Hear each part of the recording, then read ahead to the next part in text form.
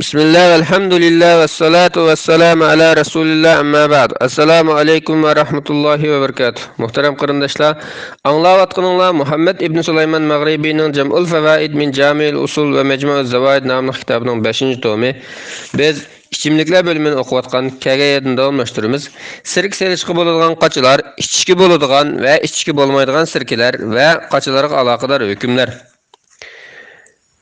İmam Müslim'nin rivayetinde Ebu Said Hudri radıyallahu anhu mundaqdaydı. Abduqays cemaatinden bir qancha kishi Peygamber sallallahu aleyhi ve sellem'nin qışığı kelib, "Ey Rasulullah, biz Rabi'a qabilasining bir cemaati, sizlar bilan aramızda muzar kafirlari bar. Shuning uchun biz sening yaningga faqat urush haram qilingan oylarda kelalaymiz. Shunga sen bizni jannatga boshlaydigan bir amalni qilishga buyursang, biz ham o'zimiz shu amalni qilsak, ham arqamizda qolgan kishilarga yetkizsak" dedi. Peygamber sallallahu aleyhi ve sellem, "Men sizlarni 4 ishni qilishga buyurayman va 4 ishni qilishdan to'siman. Sizlar Allohga hech qanday narsani sherik keltirmasdan ibodat qilinglar, namoz o'qinglar, zakot beringlar, Ramazon oyida roza tutinglar va urushda elingan o'ljining 5dan birini davlat xazinasiga topshiringlar. Men sizlarni qapoq, ko'za, mum bilan qoplangan qacha va yog'ochdan o'yilgan qachalarni ishlatishdan to'siman" dedi.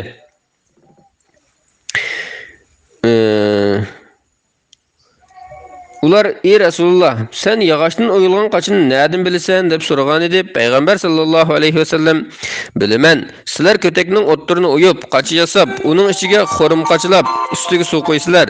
U içip qaynaydi va qaynashdan to'xtaganda sizlar uni ichsizlar. Shuning bilan ba'zilar masalati berib, qilich bilan tog'asining o'g'lining bo'ynini chopadi" dedi. Kelganlarning ichida shunday qadislardan biri yaralanganlardan birisi bor edi. U, "Men Payg'ambar alayhissalomning xijil bo'lib yaralangan yerini yepib olgan edim" deydi. U, "Ey Rasulullah, undaqda ichimliklarimizni saqlash uchun qanday qaç ishlatamiz" deb so'ragan edi. Payg'ambar alayhissalom, "Ig'zi etiladigan tulum ishiltinglar" dedi. Ular, "Ey Rasulullah, bizning yurtimizda chashqan ko'p, tulumni saq qo'ymaydi" degan edi. Payg'ambar alayhissalom, "Tulumni chashqanlar yeb ketgan taqdirdami tulum ishiltinglar. Tulumni chashqanlar yeb ketgan taqdirdami tulum ishiltinglar. Tulumni chashqanlar yeb ketgan taqdirdami tulum ishiltinglar" dedi. Payg'ambar sallallohu alayhi va sallam Abdulqays jamoatidagi Ashaj ismli kishiga, "Senda Alloh yoqtiradigan puxtalik va tamkinlikdan iborat ikki xizlat bor ekan" dedi. İmam Müslim'nin rivayetinde Zazan mundaqdaydı. "Men İbn Ömer radıyallahu anhumaga, sen bana Peygamber sallallahu aleyhi ve sellem içishdan cheklagan ichimliklarni sizlarning shivanglar bo'yicha deb bergan. Ondan uni bizning shivimizni tushuntirib qo'ygan. Chunki sizlarning shivanglar bilan bizningki farqli degan edim." U Peygamber aleyhisselam antamda, ya'ni ko'zda ichitib tayyorlangan ichimlikni ichishdan to'sgan. Dubbada, ya'ni qapoqda ichitib tayyorlangan ichimlikni ichishdan to'sgan. Muzaffet'te, yani mum bilan qoplangan qachida ichib tayyorlangan ichimlikni ichishdan to'sgan va naqrida, yani xorma darxini o'yib yasalgan qachida ichishdan tayyorlangan ichimlikni ichitib tayyorlangan ichimlikni ichishdan to'sgan, sirkini tulumlarda tayyorlashga buyurgan deb javob berdi. Müslim'nin rivayetinde İbn Burayda radıyallahu anhu'da rivayet kılındı ki Peygamber sallallahu aleyhi ve sellem mundaq degan: "Men sizlarni qabristonlikni ziyorat qilishdan to'sgan edim. Endi ziyorat qilsanglar bo'ladi. Qurbonlikning go'shini 3 kundan ortiq saqlab yeyishdan to'sgan edim. Endi qanchalik saqlab yesanglar bo'ladi. Tulumdan boshqa qaçlarga sirki qo'yishdan to'sgan edim. Endi har qanday qaçib qo'ysanglar bo'ladi. Ammo mas qiladigan narsa ichki qatti bo'lmaydi." İmam Müslim'nin rivayetindeki yana bir rivayette, "Men sizlarni ichimlikni saqlash uchun tulumdan boshqa qachon ishlatishdan to'sgan edim. Qachi degan bir narsani halol yoki harom qilinmaydi. Shunga har qanday qach ishlasanglar bo'laverdi, lekin mas qiladigan har qanday ichimlik haromdir" deganligi bayon qilingan. Nasai'ning sanadi sahih rivayetida Abdullah ibn Burayda dadasining mundaq deganligini rivoyat qiladi. Payg'ambar sallallohu alayhi va sallam bir safarda ketib o'tib, bir qavmning mahallasiga tushdi. Shu asnoda ularning vag'rang-churunglari anglab qoldi va "Bu nima ovoz?" deb so'radi. Atrofdagilar, "Ey Rasulullah, ular ichimlik ichishyotdi" dedi. Payg'ambar sallallohu alayhi va sallam odam avatib, ularni chaqirtib kelib, "Sizlar sirkini qanday qachida saqlaysizlar?" deb so'ragan edi. Ular, "Bizda boshqa qachilar bo'lmag'achqa yog'och oyoqlarda va qapoqlarda saqlaymiz" dedi. Payg'ambar sallallohu alayhi vasallam ig'zi bo'g'iladigan qachidan boshqasi saqlangan sirkin ichmanglar dedi. Shuning bilan ular shunday qildi. Bir muddat o'tgandan keyin payg'ambar alayhissalom ularning yana qaytib keldi. Bu chaqda ular kesel bo'lib, chiroylari sarg'ayib ketgan edi. Payg'ambar alayhissalom ularning holini ko'rib, "Nim bo'ldi? Alinglar bek to'vango" deb so'ragan edi. Ular: "Ey Rasululloh, bizning yurtimiz odam to'la kesel bo'ladigan bir joy. Sen bizni ig'zi bo'g'iladigan qachilardan boshqasi saqlangan sirkin ichishdan cheklading. Unda qacha bizda yo'q. Shuning bilan sirk ichelmay kasallar texmi avib mushunda qolib kelib qoldik" dedi. Buni anglagan payg'ambar alayhissalom: "Har qanday qachida sirk ichsanglar bo'ladi, lekin mas qiladigan har qanday ichimlik haromdir. Buningga diqqat qilinglar" dedi. İmam Buxariyning rivoyatida Abdurrahman ibn Abu Layla mundaq deydi: "Biz Uzayfa radhiyallohu anhuning yanida turatdik. U so'radi: Bir majusi bir kumush qashida suv elib kelib, u suv so'radi. Bir majusi bir kumush qashida suv elib kelib, uning qo'liga bergan edi. Uzayfa qashini elibla uning atdi va mundaq dedi: Men uni menga bundaq qashi suv berishdan bir qancha qitin to'sdim. Ya'ni bundan burun uni agahlantirmagan bo'lsam, qashini bundaq atmagan bo'lardim. Men payg'ambar alayhissalomning nipiz yoki qalin bo'lsin, ipakdan kiyim kiymanglar. Oltin va kumush qashida bir narsa yemanglar. Yemanglar. Bu narsalarni dunyoda kafirlar ishlatadi. Oxiratda biz musulmonlar ishlatamiz deganini anglagan edim." İmam Buxariyning rivoyatida payg'ambar sallallohu alayhi vasallamning ayoli Ummu Salama radhiyallohu anhadan rivoyat qilinadiki, payg'ambar sallallohu alayhi vasallam kumush qashida suv ichgan odam qo'rsqiga do'zax o'tini qachilgan bo'ladi degan. Abu Davudning sahih rivoyatida Jabir radhiyallohu anhu mundaq deydi: "Biz payg'ambar sallallohu alayhi vasallam bilan birga jihadga chiqqanda mushriklarning qachillari va tulumlarini o'ljalatdik va uni ishlatdik. Payg'ambar sallallohu alayhi vasallam bizni uni ishlatishdan to'smaydi." Abu Davudning sahih rivoyatida Abu Sa'laba Xushani radhiyallohu anhu mundaq deydi: "Men payg'ambar sallallohu alayhi vasallamga bizning qo'shnilarimiz ahli kitob, ya'ni Yahudi va xristianlardir. Ular qozonlarda cho'shqi go'sht pishirdi, qachillarda aroq ichdi. Ularning qozon qo'mishlarini ishlasak bo'lamdi" degan edim. Payg'ambar alayhissalom: "Uningdan boshqa qozon qo'mish topa olsanglar ishlatmanglar, topa olmasanglar suv bilan yuvitib ishlatsanglar bo'ladi" deb javob berdi. Tirmiziyning sahih rivoyatida mundaq kelgan: Payg'ambar sallallohu alayhi vasallamdan majusiylarning qozonlarini ishiltish to'g'riliq savol so'ralgan edi. Majusiylarning qozonlarini pokiz yuvib, ondan tamoq assanglar bo'ladi deb javob berdi. Razin rivoyat qilgan Buxoriy muallaq rivoyat qilgan hadisda Umar radhiyallohu anhu bir xristian ayolning uyidan elib kelingan bir ko'zi issiq suvda tahorat olgan.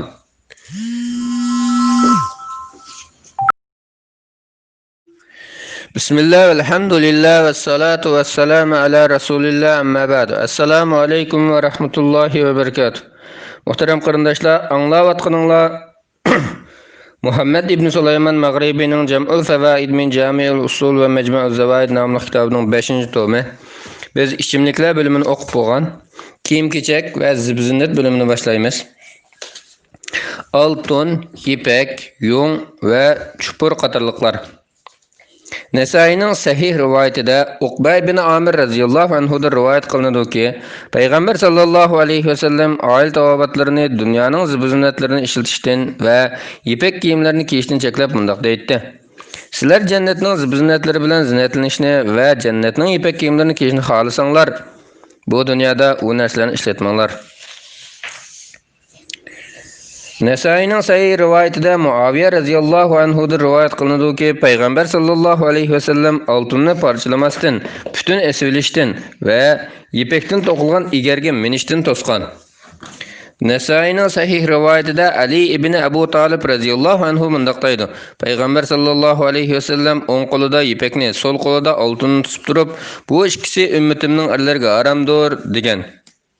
Tirmiziyning sahih rivoyatida Abu Musa Ash'ari radhiyallohu anhu rivoyat qilinadiki, payg'ambar sallallohu alayhi vasallam mundaq degan: "Ipak va oltin ummatimning erlariga harom, ayollarga halol qilindi."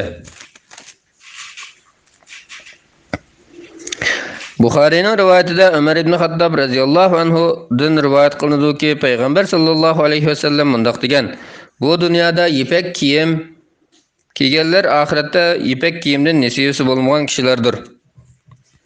İmam Müslimning rivoyatida Xalifa ibn Kayb Abu Zayban mundaq deydi. Men Abdullah ibn Zubayr radhiyallohu anhuning xutbada mundaq deganligini anglagan edim. Ayollaringlarga ipekdan kiyim kiydirmanglar. Men Ömer ibn Xattab radhiyallohu anhudan payg'ambar sallallohu alayhi vasallamning mundaq deganligini anglagan edim. Ipekdan kiyim kiymanglar, chunki dunyoda ipekdan kiyim kiyganlar oxiratda uningdan kiyim kiyolmaydi.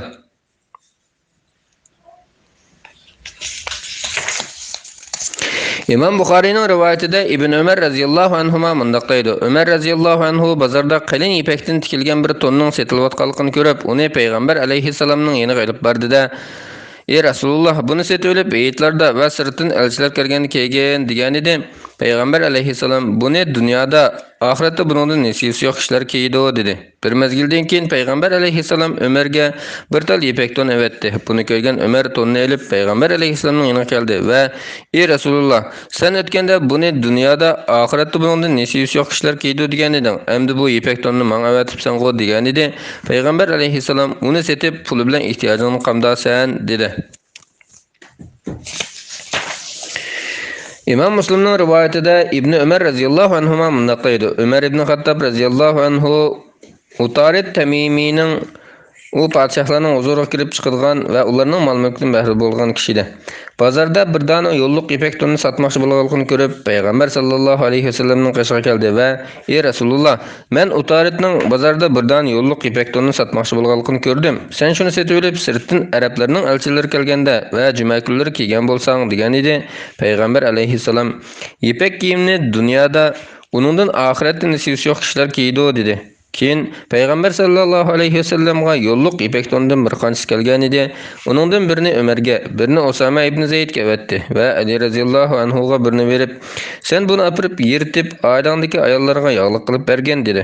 Ömer radhiyallohu anhu payg'ambar alayhissalom evatgan tonni ko'ribla uni ko'tirgan peti payg'ambar alayhissalomning oldiga keldi va "Ey Rasululloh, sen tehi tunigun Utaridning sotmoqchi bo'lgan tonni to'g'riliq qilib degan eding-ku" degan edi.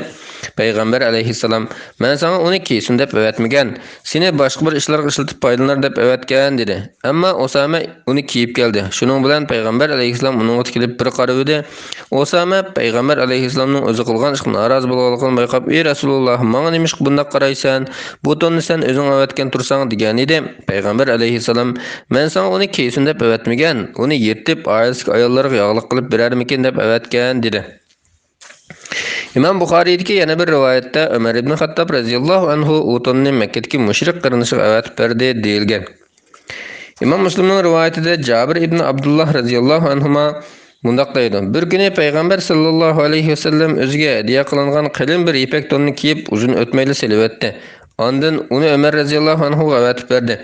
Sahabelar "Ey Rasululloh, uni kiyibli silvatding-ku" deb so'ragan edi. Payg'ambar alayhissalom Jabir meni uni kiyishni to'sdi dedi. Ondan Umar yig'lagan holda kelib, "Ey Rasululloh, o'zing kiyishni yomon ko'rgan narsani menga avatibsan. Buning sabab bo'ldik nemish bu qildim" degan edi.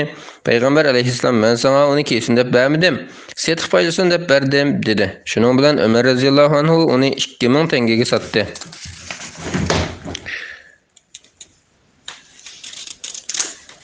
İmam Buxoriyning rivoyatida Ali radhiyallohu anhu mundaq deydi. Payg'ambar sallallohu alayhi vasallam menga bir dona yo'lliq ipakdan hadiya qilgan edi. Men uni kiydim, lekin payg'ambar alayhisalomning chiroyida norozilik ba'zini ko'rdimda, uni darhol yirtib oilamdagi ayollarga tarqitib berdim. İmam Müslimning rivoyatida Ali radhiyallohu anhudan mundaq rivoyat qiladi. Davma degan yerning podshohi Ukaydir payg'ambar sallallohu alayhi vasallamga ipakdan tikilgan bir kiyimni hadiya qilgan edi. Payg'ambar sallallohu alayhi vasallam uni menga berdi va buni yirtib Fatimalarga tarqitib bergan dedi. İmam Buxoriyning rivoyatida Bara ibn Azib radhiyallohu anhu mundaq deydi. Payg'ambar sallallohu alayhi vasallam bizni 7 ishga buyurdi va 7 ishdan to'sdi. Ya'ni kasalni ziyorat qilishga, jinozaga agishib qabristonlikqa berishga, tush ko'rgan kishiga Alloh sana rahmat qilsin deyishga, chaqirganlarga berishga, tonimgan hammaga o'xshash salom qilishga, zulm uchirgan kishiga yordam berishga va ichgan qasamga vafo qilishga buyurdi. Altın üzük selişten, kumush qashida ishimlik ichishdan, ipak to'qilgan egarga minishdan, g'oli ipakdan qilib tikilgan kiyimni kiyishdan, nipis qilini har turli ipakdan tikilgan kiyimni kiyishdan to'sdi.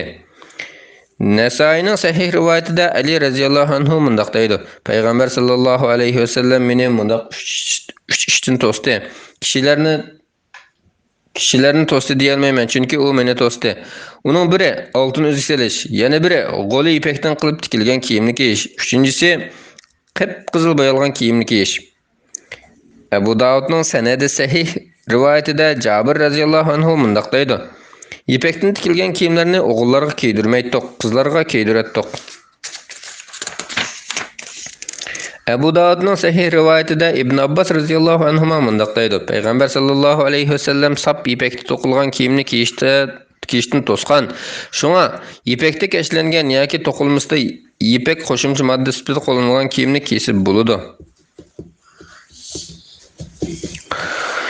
İmam Müslimning rivoyatida Abu Osman radhiyallohu anhu mundaq deydi: Biz Ozarbayjonda turayotganda Umar radhiyallohu anhu bizga bir parcha xat yozdi. U xatida mundaq degan edi: Ey Utba ibn Farqad, sendeki pulmallar sen ishlab topgan yoki ata-anang ishlab topgan pulmal emas, balki u musulmonlarning mollaridir. Shunga u pulmallardan o'zing qanchalik elib ishlasang, musulmonlarga shunchalik bergin. Ularni so'rashga muhtoj bo'lib qolmasdan, uylarga olib bergin. Bayashat hayotga yo'rilmanglar. Mushriklar kiyadigan kiyimlarni kiymanglar. İpekten tikilgan kiyimni kiyishdan saqlaninglar. Chunki Payg'ambar sallallohu alayhi vasallam ipekten tikilgan kiyimni kiyishdan to'sqan va ko'rsatkich barmoq bilan o'ttir barmoqni ko'rsatib faqat mushunchilikla ishlasanglar bo'ladi degan. İmam Müslimning rivoyatida Suvayd ibn G'afla mundaq deydi: Ömer ibn Xattob radhiyallohu anhu Jabiyada xutba o'qib mundaq degan: Payg'ambar sallallohu alayhi vasallam ipakdan tikilgan kiyimni kiyishdan to'sqan. Faqat 2 yoki 3 va yoki 4 barmoqchilik ipak parchasi bo'lsa, uni ishlashga ruxsat qilgan. İmam Müslimning rivoyatida Asma binti Abu Bakr radhiyallohu anhumaning ozodkardisi Abdullah mundaq deydi: Asma radhiyallohu anha mening oldimga Kisra Vaniyada tikilgan yancuqlari, peshi va orqasidagi chekining asri qalin ipakdan ishlangan bir tonni elib chiqib, mana bu ton toki Aisha vafot bo'lgan qadar uning uyida edi. U vafot bo'lgandan keyin uni men elib qolgan edim. O'z vaqtida bu tonni Payg'ambar alayhisalom kiyatdi. Mana endi biz u tonni sug'urchilab, uni Payg'ambar alayhisalomning kiyganlik uchun kasallarga shifo bo'lishini umid qilib, suyini kasallarga beramiz dedi.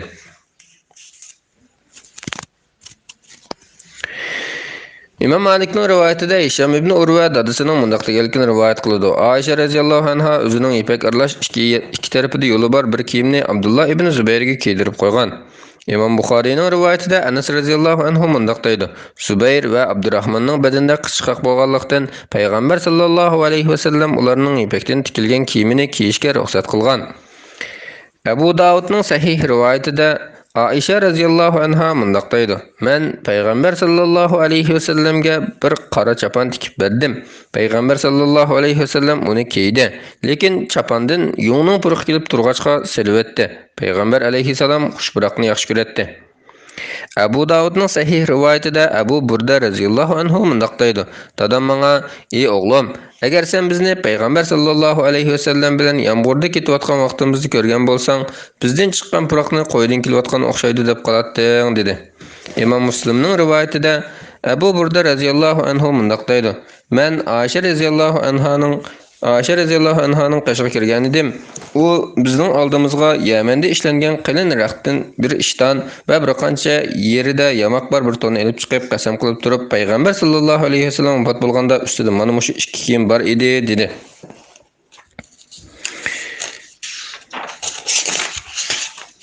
İmam Müslimning rivoyatida Aisha radhiyallohu anha mundaq deydi: Payg'ambar sallallohu alayhi vasallam bir kuni attigan qora chupurdan to'qilgan ustiga tugining egarlarining suratlari tushirilgan bir kiyimni kiyib sirtga chiqdi. İmam Müslimning rivoyatida Aisha radhiyallohu anha mundaq deydi: Payg'ambar sallallohu alayhi vasallamning yetadigan ko'rpisi ashlangan teridan tikilgan bo'lib, ichiga xo'rim darxining po'sti tiqilgan edi. Abu Davudning sahih rivoyatida Jabir ibn Abdullah radhiyallohu anhu mundaq deydi: Payg'ambar sallallohu alayhi vasallam ko'rib to'g'riliq so'z qilib, uy deganda er uchun bir ko'pa, ayol uchun bir ko'pa, mehmon uchun bir ko'pa bo'lsa yetarlik, uningdan ortiqi shaytonning degan. Razinning rivoyatida Abu Ubayda mundaq deydi: Ipak to'shakda yetish ipak kiyim kiyganga o'xshash.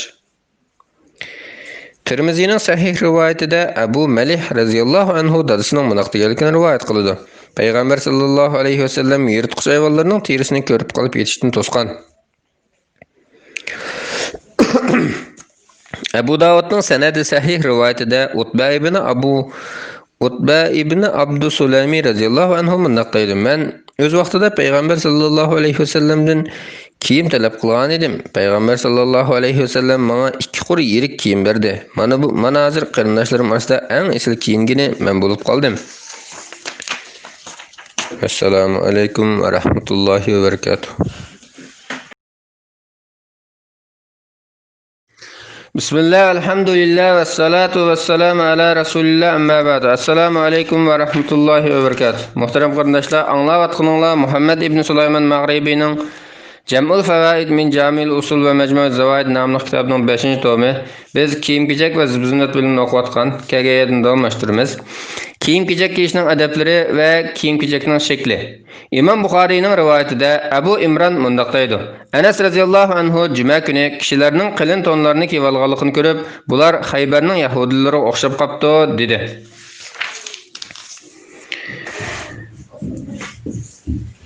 Tirmizi'ninki sahih rivayetinde Uzayfa radhiyallohu anhu mundaq deydi. Payg'ambar sallallohu alayhi vasallam mening yoki o'zining paqalchiqining bo'ljin go'shidan tutib turib, ishtonning uzunligi bu yergacha bo'ladi. Agar buningdan uzun kiymoqchi bo'lsang, buningdan bir oz ostida bo'lsin. Agar uningdan uzun kiymoqchi bo'lsang, o'shiqdan oshmasin dedi.